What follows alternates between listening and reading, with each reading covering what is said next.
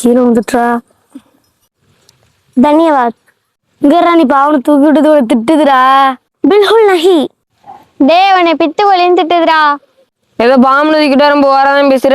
மொழி தெரியலன்னா எதனாலும் பேசியா? இந்த பொண்ணுகிட்டே உனக்கு என்ன பிரச்சனை?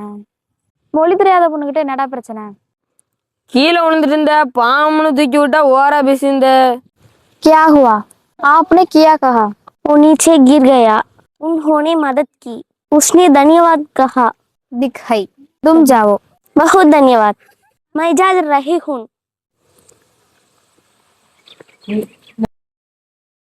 அது என்ன சொன்னுச்சுன்னு தெரியாம ஏன்டா சண்டை போடுறீங்க? திட்டிவிட்டு சாரி கூட கேட்காம போற. நில்லு.